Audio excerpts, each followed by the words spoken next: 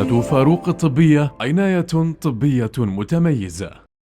نرحب بكم في مدينة فاروق الطبية. اليوم أود التحدث عن الجراحة بالناظور أو اللابروسكوبي.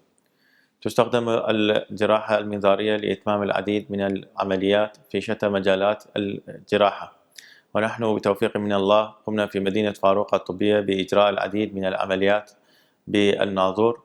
ومن هذه العمليات التي قمنا بها إجراء استئصال الكلية بالناظور لابروسكوبيك راديكال نفركتومي لكلية كانت مصابة بالسرطان.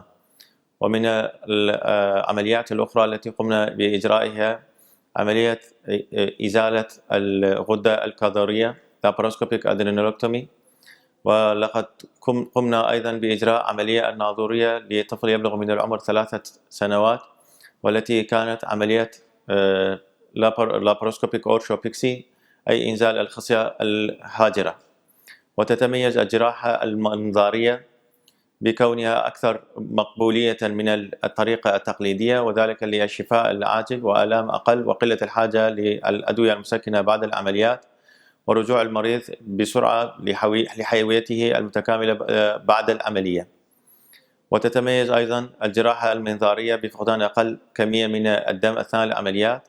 ومن مزايا الجراحة المنظارية أيضا كونها لا تترك آثارا كبيرة للعملية، وذلك لأن العملية تتم عن طريق ثقوب صغيرة خلال جدار البطن، والتي لا تترك آثارا كبيرة كما هي الحال في العمليات التقليدية.